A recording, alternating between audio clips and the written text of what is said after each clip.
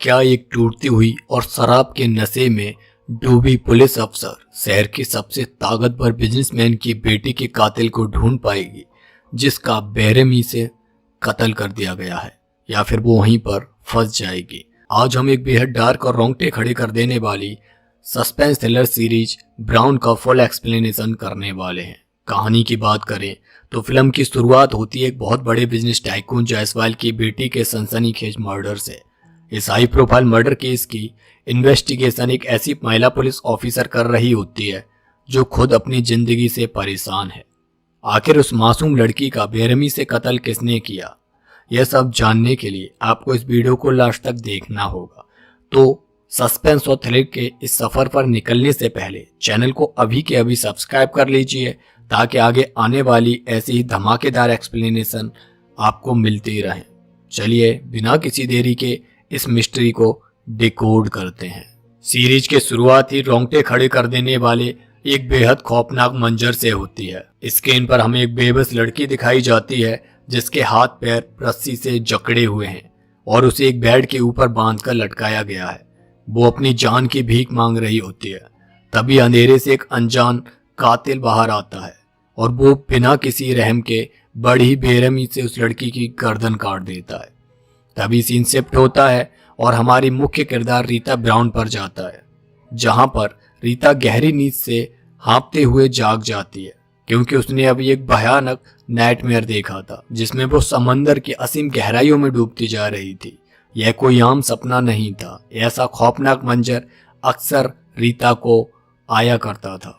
रीता कोई साधारण महिला नहीं थी बल्कि एक बेहद काबिल पुलिस ऑफिसर थी, लेकिन कुछ समय पहले उसकी बिगड़ती मानसिक स्थिति और डिप्रेशन की वजह से उसे डिटेक्टिव डिपार्टमेंट से हटाकर आरपीएफ में ट्रांसफर कर दिया गया था। अब अगले सीन में रीता एक पुलिस एकेडमी पहुंचती है जहां पर वो न्यू ट्रेनीज को क्राइम इन्वेस्टिगेशन की बेहद जरूरी टिप्स दे रही होती है कि तभी अचानक रीता के पास एक कॉल आती है। वो कॉल होती है मुख्यमंत्री के पीए शुवेंदु की। शुवेंदु रीता से कहते हैं कि एक बेहद हाई प्रोफाइल केस के सिलसिले में उसे तुरंत सीएम ऑफिस पहुंचना होगा। दूसरी तरफ हमारी मुलाकात होती है होमिसाइड डिपार्टमेंट के एक इंस्पेक्टर अर्जुन से। अर्जुन इस समय समंदर के बीचों बीच एक चलती हुई बोट पर बैठा हुआ होता है। दरअसल कुछ समय पहले अर्जुन के पास इसी बोट के ड्राइवर की पत्नी का मर्डर केस आया था। उसने अपनी सूझबूझ से इस केस को सॉल्व कर लिया था और आज वो यहाँ पर उसी ड्राइवर को अपनी इन्वेस्टिगेशन फाइल की रिपोर्ट बताने आया था। अर्जुन ठंडे दिमाग से ड्राइवर की आंखों में आंखें डालकर कहता है कि तुम्हारी पत्नी को किसी और ने नहीं बल्कि खुद तुमने ही मारा है। जैसे ही ड्राइवर को पता चलता है कि उसका पाप पकड़ा गया है, वो कानून के चंगुल से बचने के लिए समंदर के गहरे पानी में कूद जाता है, लेकिन अर्जुन भी जल्दी से उसे पकड़ लेता है। उधर सीएम ऑफिस पहुंचते ही रीता ब्राउन की मुलाकात शहर के पुलिस कमिश्नर से होती है। कमिश्नर रीता को उसी दिल दहलाने वाली मर्डर केस की फाइल सौंपते हैं जो हमने वीडियो की शुरुआत में देखी थी। दरअसल जिस लड़की का बेरहमी से कत्ल हुआ था उसका नाम आहाना जायसवाल था। आहाना कोई मामूली लड़की नहीं बल्कि देश के जाने माने बिजनेस टाइकून धीरज जायसवाल की इकलौती बेटी थी। सबसे बड़ी बात यह थी कि धीरज जायसवाल सीएम के क्लासमेट रह चुके थे। इसी वजह से यह केस बेहद संवेदनशील और हाई प्रोफाइल मामला बन चुका था जिस पर सीधे सीएम की नजर थी। सीएम खुद चाहते थे कि इस केस की जांच कोई ऐसा अफसर करे जिसका रिकॉर्ड बेदाग हो, क्योंकि रीता ब्राउन ने अपने पास्ट में कई नामुमकिन केस चुटकियों में सॉल्व किए थे, इसीलिए जिम्मेदारी उसे सौंपी जाती है। इस मिशन में रीता को असिस्ट करने के लिए इंस्पेक्टर अर्जुन को लगाया जाता है। अगले ही सीन में रीता और अर्जुन क्राइम स्पॉट पर पहुंचते हैं। वहां का नजारा इतना डिस्टर्बिंग और डरावना था कि किसी भी कमजोर दिल वाले इंसान के होश उड़ जाए। आहाना का धड़ बिस्तर के ऊपर हवा में लटका हुआ था और उसका कटा हुआ सर जमीन पर पड़ा हुआ था। पूरे कमरे की दीवारें और फर्श पर सिर्फ खून ही बिखरा हुआ था। रीता अपनी खोजी नजरों से जब आहाना की बॉडी को बारीकी से एग्जामिन करती है तो उसे आहाना के राइट हैंड पर कुछ पुराने कट्स के निशान दिखाई देते हैं। इससे रीता समझ जाती है कि आहाना मानसिक रूप से किसी बहुत बड़े ट्रॉमा या डिप्रेशन से गुजर रही थी। इन्वेस्टिगेशन के दौरान अर्जुन रीता को बताता है कि आहाना अपने पिता के आलीशान बंगले को छोड़कर यहाँ इस सादर से फ्लैट में किराए पर रहती थी। वो पूरी तरह इंडिपेंडेंट होकर जीना चाहती थी और उसकी अपने परिवार वालों से भी कम पड़ती थी। आहना एक एनजीओ में काम करती थी। जब रीता बिल्डिंग के सिक्योरिटी गार्ड से पूछताछ करती है तो वो बताता है कि आहना बेहद इंट्रोवर्ट किस्म की लड़की थी जो दुनिया से ज्यादा मतलब नहीं रखती थी। उसके ज्यादा दोस्त भी नहीं थे, बस एक सैफ अली नाम की उसकी एक बेस्ट फ्रेंड थी जो उससे अक्सर मिलने आया करती थी। इसके अलावा उसका एक एक्स बॉयफ्रेंड भी था जिसका नाम शौकत था।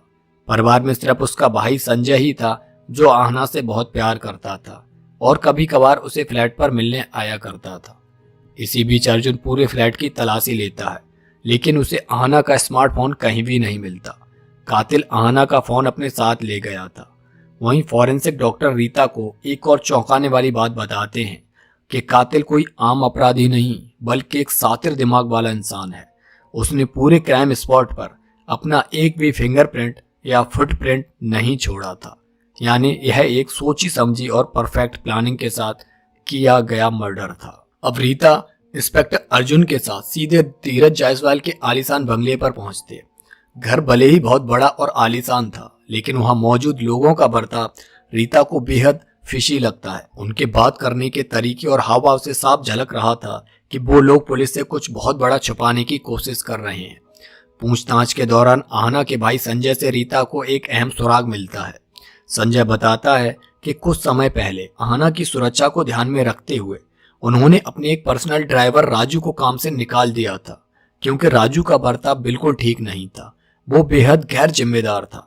कई बार आहना को कॉलेज या एनजीओ से लेने ही नहीं जाता था और अक्सर नशा करके कहीं गायब रहता था।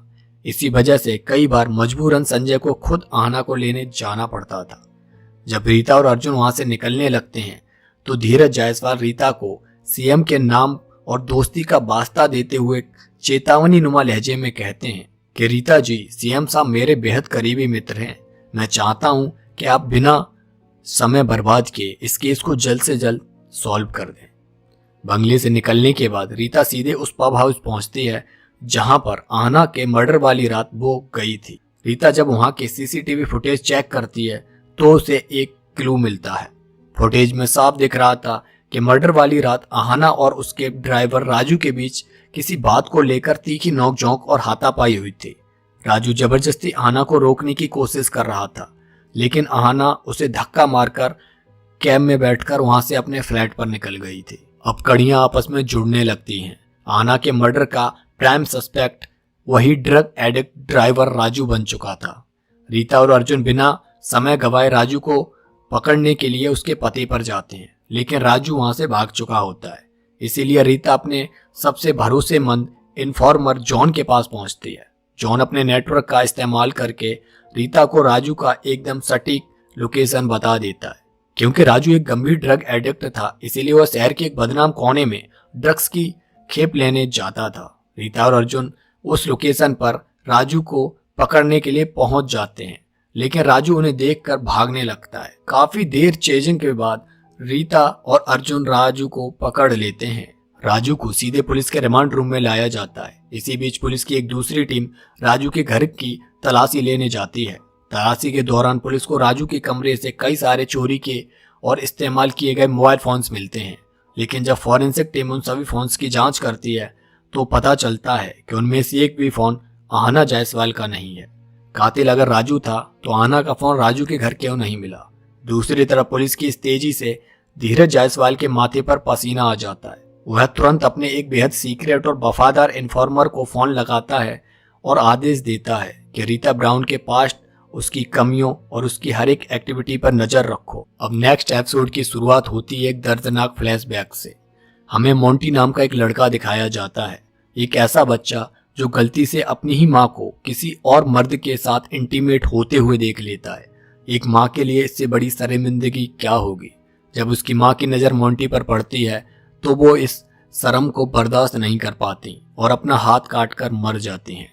इस खौफनाक हादसे के बाद मोंटी के पिता उसे सिर्फ एक ही बात समझाते हैं कि जाने वाले को कोई रोक नहीं सकता। अब आते हैं कहानी के प्रेजेंट में। केस की इन्वेस्टिगेशन चल रही थी लेकिन पॉलिटिक्स भी दोबारा शुरू हो चुकी थी। कमिश्नर बिल्कुल नहीं चाहता था कि रीता इस केस को सॉल्व करे। वो सीएम के कान भरता है कि रीता को इस केस से हटा दिया जाए, लेकिन शुभेंदु के बीच में आने की वजह से सीएम ऐसा नहीं करते। उधर लॉकअप में राजू से लगातार पूछताछ चल रही है। राजू चीख चीख कर कह रहा होता है कि उसने आहना का मर्डर नहीं किया, लेकिन रीता और अर्जुन, उनका शक अभी भी सबसे ज्यादा राजू पर ही टिका हुआ था। उसके बाद रीता मिलने पहुंचती है सैफ अली के ऑफिस। सैफ अली जो आहना की दोस्त थी, वो रीता के सामने इतनी मासूम बनती है और कहती है कि मैं तो आहना से 1 महीने पहले काम के सिलसिले में मिली थी। लेकिन झूठ, क्योंकि तभी स्क्रीन पर हमें असलियत दिखाई जाती है। कुछ ही टाइम पहले एक क्लब में आहना और सैफ अली के बीच बुरी तरह झगड़ा हुआ था और गुस्से में आहना ने सैफ अली के मुंह पर ड्रिंक फेंक कर मारी थी। इसका मतलब साफ था कि सैफ अली इस इन्वेस्टिगेशन को भटका रही। अगले सीन में रीता जब थकी हारी अपने घर लौटती है तो हमें उसकी जिंदगी का सबसे बड़ा दर्द दिखाई देता है। उसे अपने सामने अपना बॉयफ्रेंड कम हस्बैंड नितिन गोस्वामी दिखाई देता है, पर यह कोई हकीकत नहीं बल्कि एक हेलुसिनेशन था। नितिन अब इस दुनिया में नहीं था। एक दर्दनाक प्लेन क्रैश में उसकी मौत हो चुकी थी और इसी सदमे की वजह से रीता पूरी तरह टूट चुकी थी और अल्कोहलिक बन गई थी। फॉरेंसिक डॉक्टर रीता को एक ऐसी बात बताता है जो पूरे केस को पलट कर रख देती है।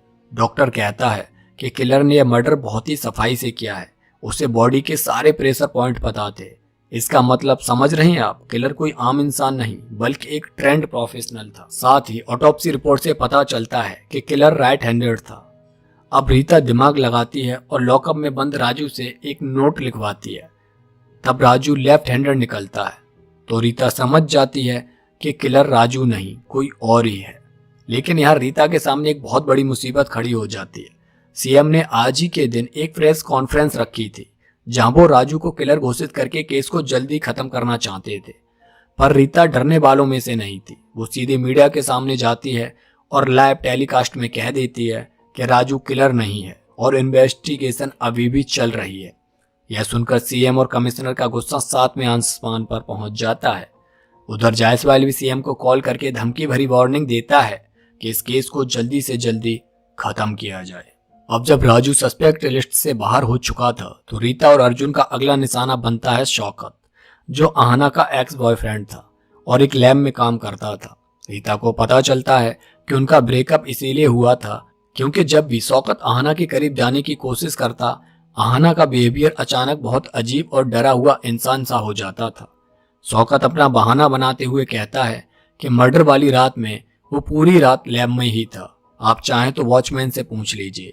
और जब रीता वॉचमैन से पूछती है तो वॉचमैन बिल्कुल वही बात दोहराता है कि हाँ शौकत यहाँ था और हम दोनों पास के होटल में बिरयानी खाने गए थे।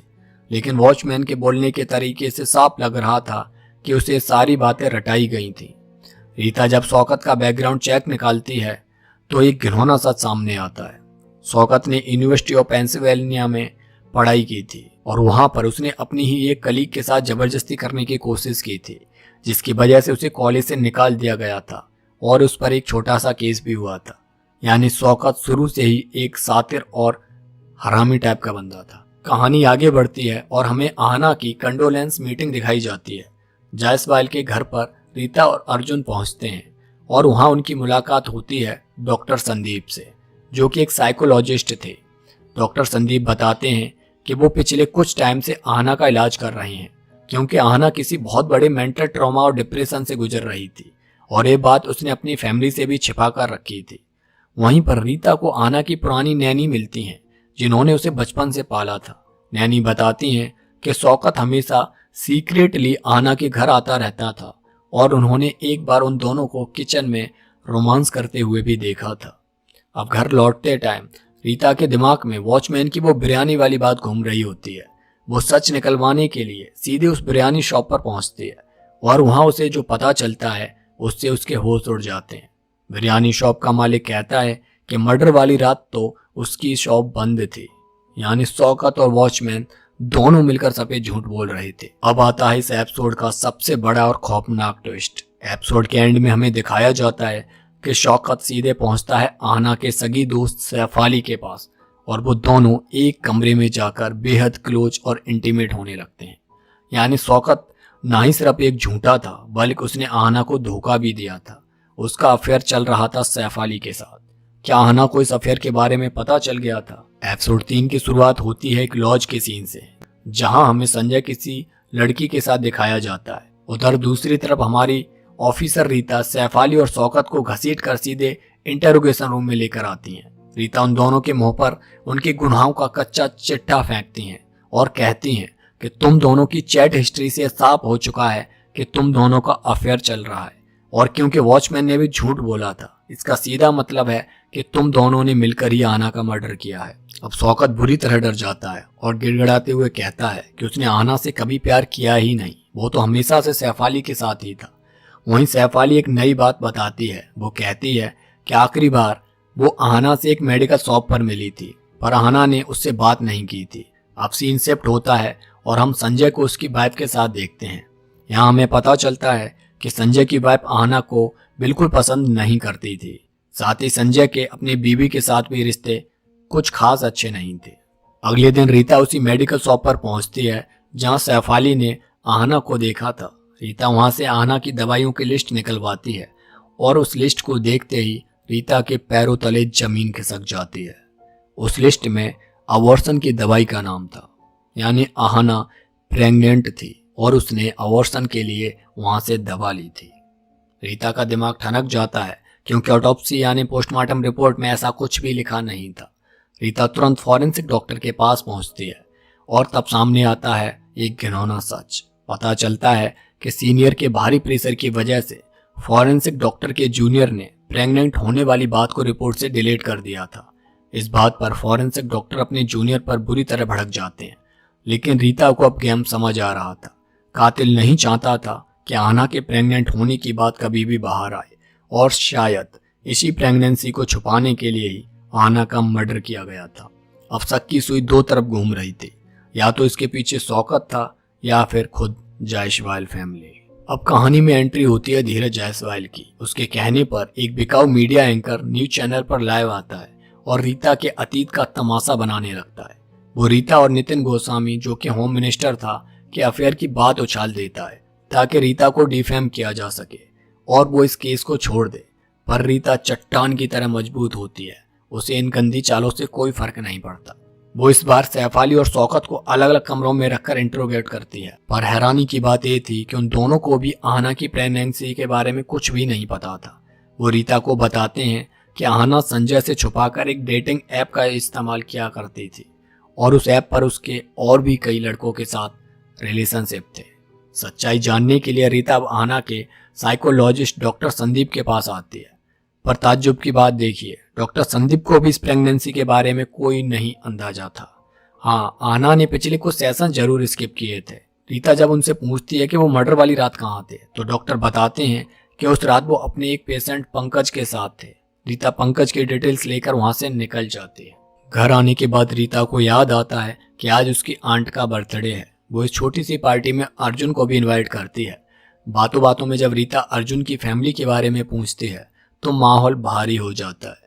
अर्जुन बताता है कि उसकी फैमिली में अब सिर्फ उसके बूढ़े पिता बचे हैं जिनकी तबीयत ठीक नहीं रहती। दरअसल कुछ साल पहले एक खौफनाक रोड एक्सीडेंट में अर्जुन ने अपनी पत्नी और अपनी छोटी सी बेटी को हमेशा के लिए खो दिया था और इस सदमे का उसके पिता पर बहुत बुरा असर पड़ा था। उधर पुलिस के शिकंजे में आने के बाद सैफ अली अब शौकत से दूरियां बनाने लगती है, पर शौकत उसे मनाने और रोकने की कोशिश करता है। लेकिन तभी कहानी में आता है सबसे बड़ा ट्विस्ट। कमिश्नर रीता को अपने ऑफिस में बुलाता है और वो रीता को बताता है कि फॉरेंसिक डॉक्टर के जूनियर ने खुद को बचाने के लिए रीता पर ही झूठे आरोप लगा दिए हैं। उसने कह दिया है कि रीता ने ही जबरदस्ती ऑटोप्सी रिपोर्ट बदलने के लिए कहा था और इसी साजिश का फायदा उठाकर कमिश्नर रीता को इस केस से सस्पेंड जैसी हालत में लाकर उसका ट्रांसफर वुमेन्स विंग्स में कर देता है। रीता अंदर से पूरी तरह अब डिस्टर्ब और टूट चुकी होती है, क्योंकि इस भ्रष्ट सिस्टम में एक ईमानदार ऑफिसर को यहीं पर चोट पहुंचाई जाती है। या तो उसे सस्पेंड कर दिया जाता है या फिर ट्रांसफर, और इसी बेबसी के साथ इसका तीसरा एपिसोड खत्म हो जाता है। तो दोस्तों, रीता को तो केस से हटा दिया गया है, लेकिन कातिल अभी भी खुलेआम घूम रहा है। आखिर कौन है आहना का असली गुनहगार? क्या वो संजय है, शौकत है, या फिर जायसवाल फैमिली का कोई बड़ा नाम? इन सब बचे हुए सवालों के जवाब और कहानी का असली कातिल आपको देखने को मिलेगा इसके सेकंड पार्ट में। अगर आप जानना चाहते हैं कि असली किलर कौन है, तो आपको इस वीडियो को अपना पूरा प्यार देना होगा। आप इस वीडियो पर जितने ज़्यादा लाइक्स और कमेंट्स करेंगे, मैं उतनी ही जल्दी इसका अगला और आखिरी पार्ट लेकर हाजिर हो जाऊंगा। और हाँ, जितने भी भाई बहन इस वीडियो को देख रहे हैं, बिना सब्सक्राइब किए नहीं जाना यार। आपकी एक सब्सक्राइब से हमें बहुत मोटिवेशन मिलता है। तो मिलते हैं बहुत जल्द अगले पार्ट में ही कातिल के चेहरे के साथ। तब तक के लिए जय हिंद। अब तक हमने देखा था कि बिजनेस टाइकून धीरज जायसवाल की बेटी आहना का कोई बेरहमी से गला काटकर मर्डर कर देता है और इन्वेस्टिगेशन ऑफिसर रीटा ब्राउन का शक आहना की फैमिली और उसके एक्स बॉयफ्रेंड शौकत पर जाता है। तो चलिए कहानी को आगे बढ़ाते हैं। अब आगे इंस्पेक्टर अर्जुन सीधे उस न्यूज स्टूडियो में आते हैं जहां पर एंकर ने लाइव टीवी पर रीता को डिफेम किया था। अर्जुन वहां जाकर उस एंकर के कुछ पुराने स्कैम्स और काले कारनामों को उजागर करने की धमकी देता है। अर्जुन का यह रूप देखकर वो एंकर डर जाता है और इस बात को दबाने के लिए अर्जुन को कीमत देने की बात करता है। इस पर अर्जुन उससे साफ शब्दों में कहता है कि उसे कीमत नहीं चाहिए, उसे ऑन कैमरा रीटा के बारे में जो कुछ भी बकवास की है उसे वापस लेना होगा और लाइव में ही रीता से माफ़ी मांगनी होगी। वो डरपोक एंकर अपने अगले ही शो में बिल्कुल ऐसा ही करता है और रीटा से माफ़ी मांगता है। इसके बाद अर्जुन इस केस की तफ्तीश को आगे बढ़ाते हुए पर्सनली आहना के भाई संजय की वाइफ अनन्या से जाकर मिलता है। अनन्या से बातचीत के दौरान आहना के केस से रिलेटेड एक बहुत ही अजीब बात सामने आती है। अनन्या अर्जुन को बताती है कि आहना संजय से बहुत डरती थी। उसके बाद अर्जुन रीता के पास पहुंचता है और अनन्या से मिले इस सुराग के बारे में बताता है। वो रीता को समझाता है कि केस में अब एक नया मोड़ आ चुका है और उसे वापस आकर इस केस की कमान संभालनी चाहिए, लेकिन रीटा वो अर्जुन की बात सुनने से साफ मना कर देती है। अगले सीन में हमें संजय का एक बेहद अजीब और डार्क साइड देखने को मिलता है। वो अपनी गर्लफ्रेंड से मिलने उसके ठिकाने पर जाता है, जहां वो इंटीमेट होने से पहले अपनी गर्लफ्रेंड को एक स्कूल ड्रेस पहनने के लिए देता है। संजय की इस घिनौनी हरकत को धीरज जायसवाल का इन्फॉर्मर चुपके से अपने कैमरे में रिकॉर्ड कर लेता है। दूसरी तरफ पुलिस कमिश्नर एक बड़ा फैसला लेते हुए आहना मर्डर केस का नया इंचार्ज अर्जुन को बना देते हैं। कमिश्नर अर्जुन पर प्रेशर डालते हुए कहते हैं कि वो किसी भी तरह ड्राइवर राजू को ही कातिल साबित करके इस केस को हमेशा के लिए क्लोज कर दे। हालांकि अर्जुन अंदर से इस बात के लिए बिल्कुल भी कन्विंस नहीं था, पर अपनी जॉब खोने के डर से वो कमिश्नर की बात मान लेता है।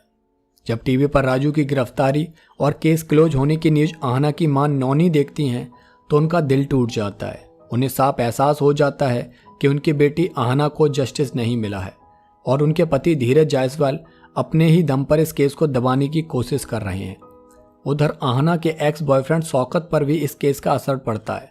मर्डर केस में सस्पेक्ट होने की वजह से उसे लैब में एक्सपेरिमेंट्स करने से पूरी तरह से बैन कर दिया जाता है। कॉलेज और लैब का यह एक्शन शौकत को बिल्कुल भी रास नहीं आता है और वो गुस्से में भर जाता है। इसी बीच संजय के घर में भी बवाल खड़ा हो जाता है। अनन्या और संजय के बीच दूरियां इस कदर बढ़ चुकी होती हैं कि संजय फाइनली डिवोर्स दे देता है। हालांकि अनन्या को संजय के इस कदम की उम्मीद पहले से ही थी। अब कहानी में एक बेहद खौफनाक ट्विस्ट आता है जब शहर में एक और बेरहमी से मर्डर हो जाता है। इस मर्डर का मॉडस ऑपरेंडी बिल्कुल आहना के मर्डर जैसा ही था।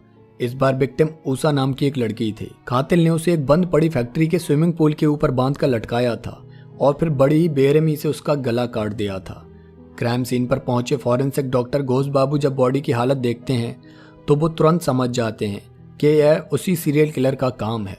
वो बिना टाइम गवाए सीधे रीटा ब्राउन को कॉल करते हैं, लेकिन रीटा कॉल पिक नहीं करती। दरअसल रीटा उस वक्त एक रेहब क्लिनिक में होती है जहां वो अपनी शराब की लत को छुड़ाने की थेरेपी के सेशंस ले रही थी। मगर डॉक्टर घोष बाबू अच्छी तरह जानते थे कि सातिर और साइको किलर को रीटा ब्राउन के सातिर दिमाग के बिना पकड़ा नहीं जा सकता। इसके बाद हमें रेहब क्लिनिक का सीन दिखाया जाता है जहां रीटा अपनी थेरेपी के दौरान डॉक्टर संदीप से बात करती है। रीटा डॉक्टर संदीप को शुक्रिया अदा करके घर पर डिनर के लिए इनवाइट करती है। इसी बीच इंस्पेक्टर अर्जुन वहां पहुंचता है और रीटा को दूसरे मर्डर की खबर देता है। केस की गंभीरता को देखते हुए रीटा आखिरकार अर्जुन की हेल्प करने के लिए इस केस में आ जाती हैं। रीटा और अर्जुन तुरंत दूसरी विक्टिम उषा के घर पर इंटेरोगेशन के लिए जाते हैं। पूछताछ में पता चलता है कि उषा की शादी कुछ साल पहले ऋषभ से हुई थी और वो अपनी ससुराल में काफ़ी खुश थी। वो सबका ख्याल रखती थी। इंटेरोगेशन के दौरान अर्जुन का शक ऋषभ के दोस्त और बिजनेस पार्टनर अंकित पर जाता है, क्योंकि बातचीत के दौरान उसका बिहेवियर थोड़ा सस्पिशियस लग रहा था। अर्जुन तुरंत अपनी साइबर टीम को अंकित की पास्ट लोकेशंस और मूवमेंट्स को ट्रैक करने का ऑर्डर देता है। अब न्यूज चैनल्स और मीडिया में बात आग की तरह फैल जाती है कि उषा का मर्डर भी बिल्कुल आहना जायसवाल की तरह ही हुआ है। मीडिया पुलिस पर सवाल उठाने लगती है कि पुलिस ने आहना के केस में किसी गलत आदमी को फंसाया है, जबकि असली कातिल कोई साइको किलर है जो खुलेआम घूम रहा है। यह सब टीवी पर देखकर धीरज जायसवाल बुरी तरह घबरा जाता है और सीएम को कॉल लगाता है। जायसवाल पब्लिक प्रेशर का वास्ता देकर सीएम से केस को रीओपन करने के लिए कहता है। सीएम तुरंत पुलिस कमिश्नर को फटकार लगाते हैं और आदेश देते हैं कि रीता ब्राउन को वापस लाकर आहना मर्डर केस की री इन्वेस्टिगेशन शुरू की जाए। मजबूरन कमिश्नर रीटा को बुलाकर केस वापस सौंपने की बात करता है, लेकिन रीटा यहाँ अपना कड़क अंदाज दिखाती है। वो कमिश्नर से साफ कह देती है कि वो इस केस की इंचार्ज नहीं बनेगी, बल्कि सिर्फ अर्जुन को असिस्ट करेगी। इसी दौरान आहना की best friend Shafali inspector Arjun के पास पहुंचती है। सैफाली रोते हुए आहना के एक्स बॉयफ्रेंड शौकत के खिलाफ मारपीट की कंप्लेंट दर्ज कराती है। अगले सीन में रीटा एक रेस्टोरेंट में डॉक्टर संदीप को किसी एक औरत के साथ देखती हैं। जब वो इस बारे में संदीप से पूछती है तो संदीप बात को बताते हुए कहता है कि वो उसकी एक पेशेंट है। उधर फॉरेंसिक डॉक्टर घोष बाबू को ऑटोप्सी रिपोर्ट से एक बेहद चौंकाने वाली बात पता चलती है कि मर्डर के टाइम उषा प्रेग्नेंट थी। इसी बीच अर्जुन को अपनी साइबर टीम से अंकित की मोबाइल लोकेशन मिल जाती है। रिपोर्ट के मुताबिक मर्डर वाली रात अंकित एक होटल में रुका हुआ था, जबकि पूछताछ में उसने दावा किया था कि वो तो अपने ही घर पर था। और उसके बाद अर्जुन जब उस होटल में पहुंचता है तो उसे वहां पर एक अलग ही नज़ारा देखने को मिलता है। कमरे के अंदर अंकित और उषा का पति ऋषभ दोनों अर्धनग्न अवस्था में मिलते हैं, यानी ऋषभ और अंकित आपस में गे थे और एक दूसरे के साथ सीक्रेट रिलेशनशिप में थे। अर्जुन उन दोनों को अरेस्ट करके सीधे इंटेरोगेशन रूम में लेकर आता है। वहां रीटा जब अपने स्टाइल में उनसे पूछताछ करती है तो ऋषभ रोते हुए एक बड़ा सच उगलता है।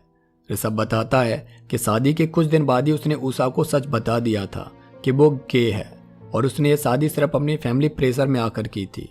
अगले सीन में रीटा ब्राउन अपने इन्फॉर्मर जॉन से जाकर मिलती है। जॉन रीटा को उस लड़की का एड्रेस देता है जिससे संजय गुपचुप तरीके से मिलने जाया करता था। इसी बीच धीरज जायसवाल का इन्फॉर्मर उन्हें संजय का एक वीडियो दिखाता है, जिसे देखकर जायसवाल समझ जाते हैं कि अब पानी सिर से ऊपर हो चुका है। वो तुरंत उस लड़की को शहर से कहीं दूर भेजने का इंतजाम करते हैं और साथ ही संजय का पासपोर्ट भी रेडी करने को कहते हैं। इसके बाद रीता और अर्जुन तफ्तीश करते हुए सीधे उस क्लिनिक पर छापा मारते हैं जहां पर उषा का अबॉर्शन हुआ था। पुलिस को देखते ही क्लिनिक का स्टाफ और डॉक्टर भागने लगते हैं, क्योंकि वहां अवैध रूप से अबॉर्शन का धंधा चल रहा था।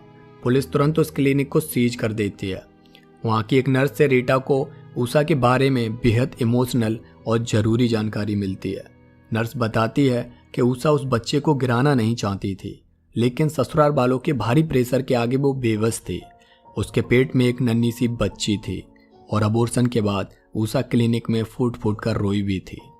रीटा और अर्जुन जब संजय की गर्लफ्रेंड से मिलने के लिए निकल रहे होते हैं, तभी उनकी साइबर टीम उषा के फ़ोन से रिकवर की गई एक ऑडियो क्लिप उन्हें भेजती है। इस ऑडियो में उषा का जो दर्द सामने आता है उसे सुनकर किसी के भी रोंगटे खड़े हो जाएंगे।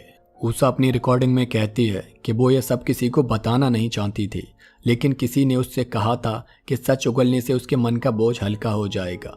उषा बताती है कि शादी के बाद जब उसका पति ऋषभ उसके करीब नहीं आता था, तब एक दिन जब ऋषभ बिजनेस ट्रिप पर बाहर गया हुआ था तो उषा के साथ एक खौफनाक हादसा हुआ। उसके फादर इन लॉ जैन ने उसके कमरे में घुसकर उसके साथ जबरदस्ती शारीरिक संबंध बनाए। इस घिनौने सच की जानकारी उसकी सास को भी थी, लेकिन वो चुप रही। इसके बाद यह दरिंदगी लगातार बढ़ती चली गई।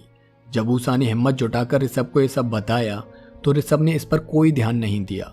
दरअसल ऋषभ के पेरेंट्स को खानदान का चिराग यानी कि लड़का चाहिए था, और ऋषभ के गे होने की वजह से जब यह मुमकिन नहीं हुआ तो ससुर ने खुद उषा के साथ यह घिनौना खेल शुरू कर दिया। हदों को पार तब किया गया जब उन्हें पता चला कि उषा के पेट में लड़की है। उन्होंने जबरदस्ती उसका अबॉर्शन करा दिया और फिर से अपनी दरिंदगी जारी रखी।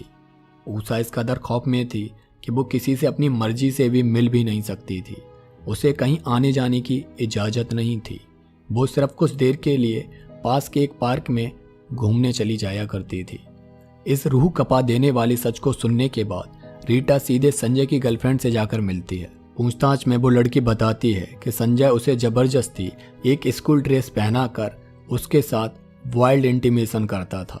जब रीटा उस स्कूल ड्रेस को अपने हाथ में लेकर देखती है तो उसके पैरों तले जमीन खिसक जाती है। वो तुरंत पहचान जाती है कि ये स्कूल ड्रेस किसी और की नहीं बल्कि खुद आहना जायसवाल की थी।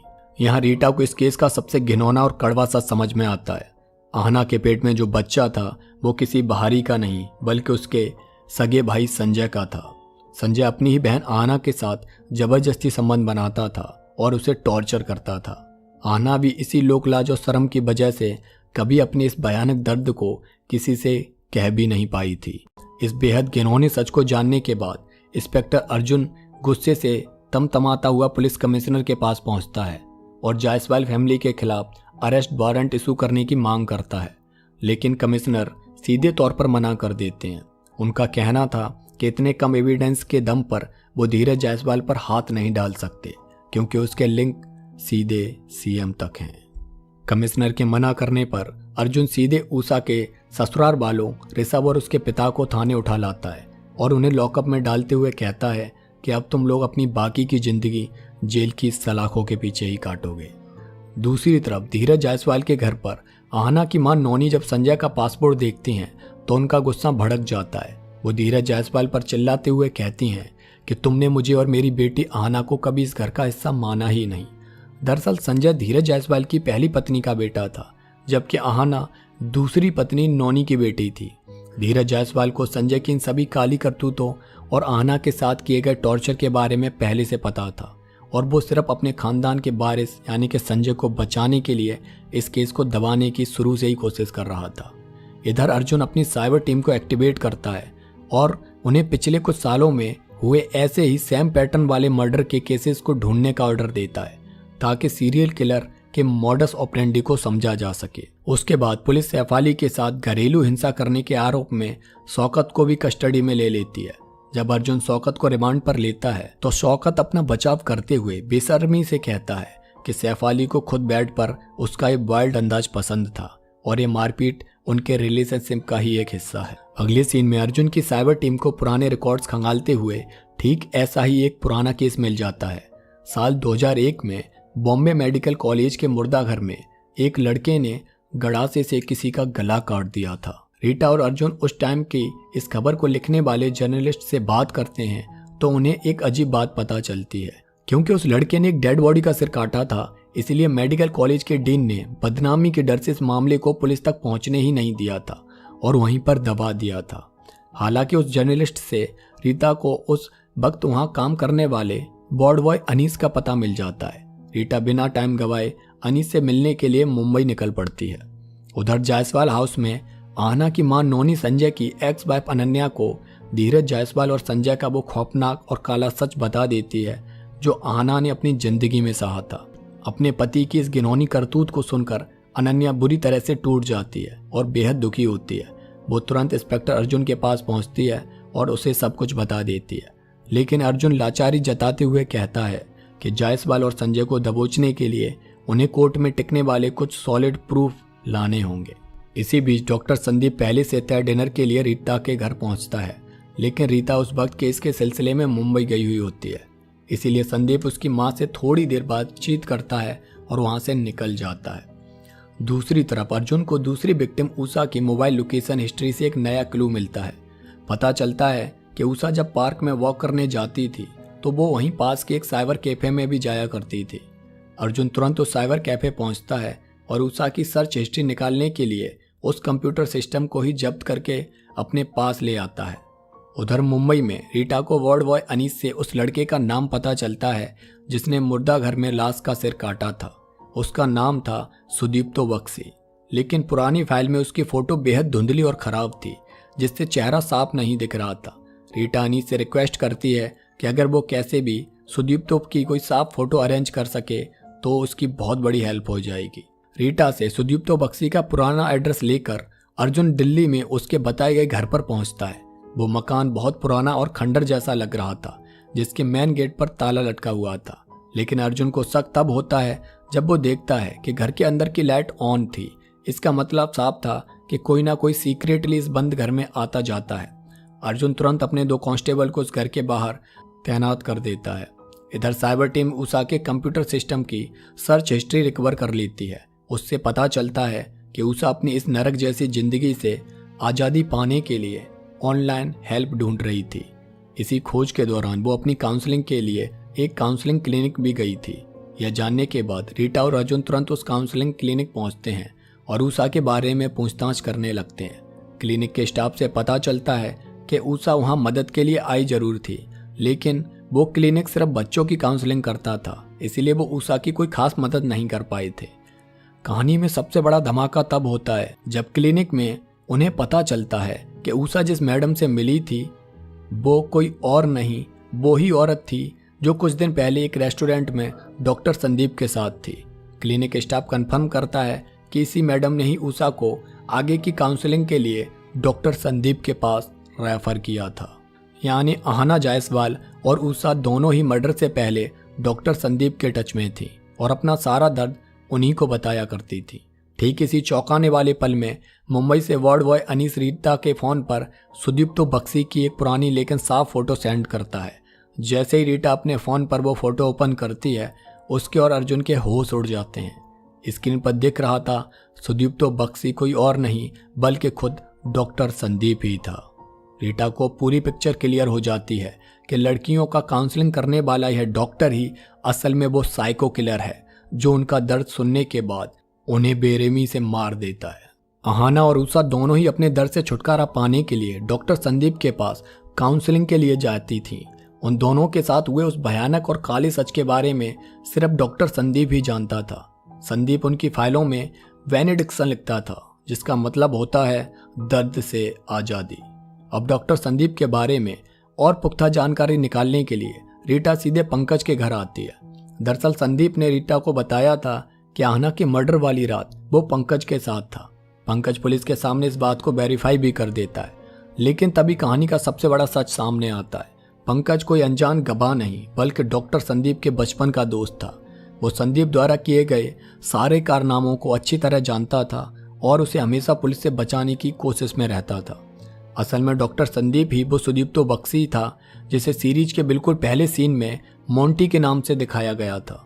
बचपन में उसने अपनी माँ को किसी दूसरे आदमी के साथ इंटीमेट होते हुए देखा था, जिसके बाद उसकी माँ ने शर्म की वजह से गला काटकर सुसाइड कर ली थी।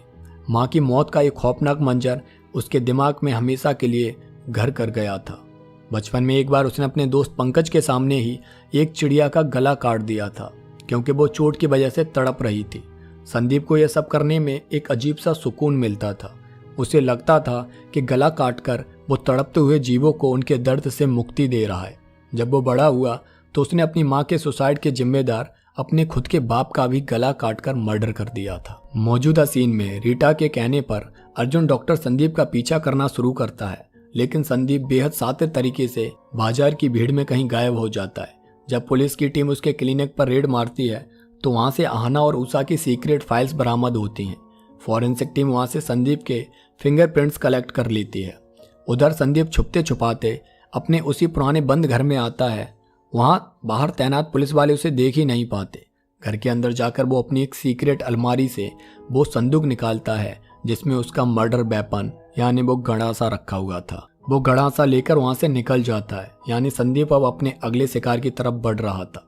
थोड़ी देर बाद ड्यूटी पर मौजूद कांस्टेबल को एहसास होता है कि संदीप घर के अंदर आया था। वो तुरंत इसकी जानकारी अर्जुन को देते हैं। अर्जुन और रीटा फॉरेंसिक टीम के साथ वहां पहुंचकर छानबीन शुरू करते हैं, लेकिन तभी अचानक रीटा के पास फोन आता है कि उसकी माँ की तबीयत बहुत खराब हो गई है, जिसके कारण उसे तुरंत अपने घर जाना पड़ता है। जैसे ही रीटा अपने घर पहुंचती है, वहां पहले से ही बैठा डॉक्टर संदीप उस पर हमला कर देता है। वो रीटा को बेहोश करके एक घने जंगल में लेकर आता है और उसे एक पेड़ से बांध देता है। जब रीटा को होश आता है तो संदीप साइको की तरह हंसते हुए कहता है कि आज वो रीटा को भी उसके डिप्रेशन और जिंदगी के सारे दर्द से आज़ाद कर देगा। यहाँ संदीप खुद कबूल करता है कि आहना और उषा को उसी ने मारा था, क्योंकि वो दोनों अपनी जिंदगी के नरक और दर्द को बर्दाश्त नहीं कर पा रही थी। जैसे ही संदीप रीटा का गला काटने के लिए गड़ासा उठाता है, रीटा अपनी चालाकी से अपने हाथ खोल लेती है और उसी का गड़ासा लेकर संदीप के पैर में वार करती है। संदीप दर्द से कराहते हुए नीचे गिर जाता है और ठीक उसी टाइम अर्जुन पूरी पुलिस फोर्स के साथ वहां पहुंचकर डॉक्टर संदीप को रंगे हाथों अरेस्ट कर लेता है। साथ ही प्रूफ छुपाने और कातिल की मदद करने के जुर्म में पंकज को भी गिरफ्तार कर लिया जाता है। इस तरह यह high profile serial killer case solve हो जाता है। अब अगले दिन जब रीटा वापस अपने पुलिस ऑफिस आती है तो पूरा डिपार्टमेंट तालियों के साथ उसका स्वागत करता है और उसे बधाई देता है। अर्जुन मुस्कुराते हुए रीटा को जायसवाल फैमिली का अरेस्ट वारंट दिखाता है और उसके बाद रीटा और अर्जुन अपनी टीम के साथ धीरज जायसवाल और उसके दरिंदे बेटे संजय जायसवाल को अरेस्ट करने के लिए निकल पड़ते हैं। इसी कड़क क्लाइमैक्स के साथ ये बेहतरीन सीरीज खत्म हो जाती है। तो दोस्तों, आपको इस सस्पेंस थ्रिलर सीरीज का एक्सप्लेनेशन कैसा लगा कमेंट बॉक्स में हमें जरूर बताना। और नेक्स्ट आप इस मूवी या वेब सीरीज का कंप्लीट एक्सप्लेनेशन देखना चाहते हैं वो भी हमें कमेंट्स में सजेस्ट कर देना।